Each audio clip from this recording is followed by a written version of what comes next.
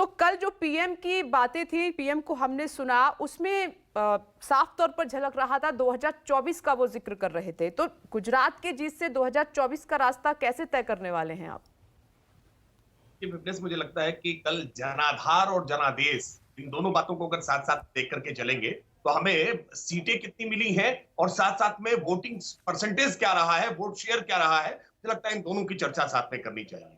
गुजरात में भारतीय जनता पार्टी ने सारे रिकॉर्ड तोड़ करके 52% वोट अपने पास हासिल करने का काम किया है, जबकि भाजपा की तुलना में कांग्रेस के पास 27% और आम आदमी पार्टी के पास 13% वोट मात्र रहे हैं। यानी भारतीय जनता पार्टी ने बिल्कुल स्पेस खत्म कर दिया। आज मुख्य विपक्षी दल बनने के लिए भी आज आवश्यक नंबर नहीं है कांग्रेस के पास, और आम आदमी पार्टी जो बड़े दावे के साथ थी कि आईबी की रिपोर्ट को सरकार बना रहे हैं, वो सरकार बनाते बनाते 5 अंकों तक पहुंच गए। इसलिए मुझे लगता है कि गुजरात के संदेश साफ स्पष्ट तौर पर रुझान बता रहे हैं जनता का मन कहां है। मुझे लगता है कि हिमाचल, जहां भारतीय जनता पार्टी को जनादेश नहीं मिला है लेकिन जनाधार बरकरार रहा है, 44% वोट कांग्रेस पार्टी को मिले हैं, वही 43% वोट यानी केवल 1% वोट कम भारतीय जनता पार्टी के साथ है। यानी जनता ने भरपूर प्यार दिया है। जबकि हिमाचल की जो रवायत रही है, जिस तरह का रिवाज रहा है, वहां सत्ता को लोग बदल देते थे, उसके बावजूद भारतीय जनता पार्टी का अपना वोटिंग परसेंटेज मेंटेन रखना यह अपने आप में बड़ी बात। हिमाचल जहां आप हम सरकार नहीं बना पाए हैं लेकिन लोगों का दिल जरूर जीतने में कामयाब रहे हैं।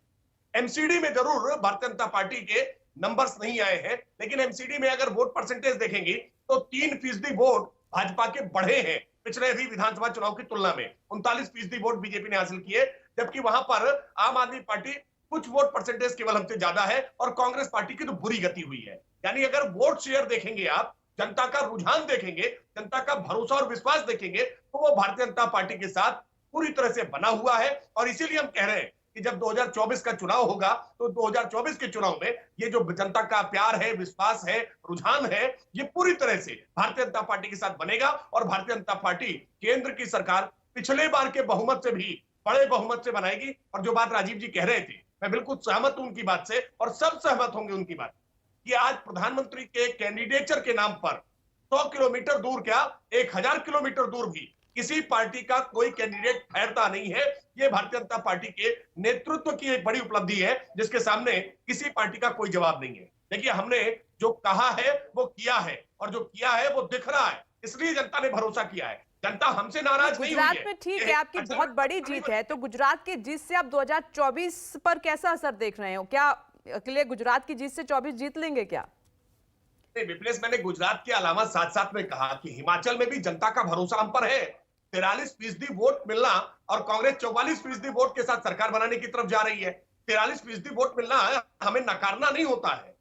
एमसीडी के इलेक्शन में 39% वोट का मिलना, हमारे 3% वोट की वृद्धि का होना जनता द्वारा नकारना नहीं होता है। सीटों के मामले में निश्चित तौर पर यह समीकरण है, रणनीति है। हम सीटों के मामले में कुछ पीछे जरूर रहे हुए हैं कहीं पर, लेकिन जनता का रुझान, जनता का आशीर्वाद भारतीय जनता पार्टी के साथ है। ये इन चुनाव परिणामों का अगर विश्लेषण करेंगे तो निश्चित तौर पर यह बात निकल करके सामने आएगी। और इस आधार पर हम कह रहे हैं कि जब लोकसभा का चुनाव होगा, लोकसभा के मुद्दे अलग होते हैं। दिल्ली विधानसभा के चुनाव में भारतीय जनता पार्टी पराजित होती है, लेकिन जब लोकसभा होते हैं तो 7 की 7 सीटें भारतीय जनता पार्टी की झोली में आती है। अब इसके आधार पर अरविंद केजरीवाल कितना भी प्रयास करें या कांग्रेस पार्टी कितना भी प्रयास करे, कहीं दाल गलने वाली नहीं है। लोकसभा का जब चुनाव होगा तो भारतीय जनता पार्टी के लोग पर लोग विश्वास करेंगे। पीएम और एमपी भारतीय जनता पार्टी का ही चुना जाएगा। ये बात सच है कि प्रधानमंत्री के आगे अभी कोई चेहरा नहीं है 24 के लिए विपक्ष की तरफ से।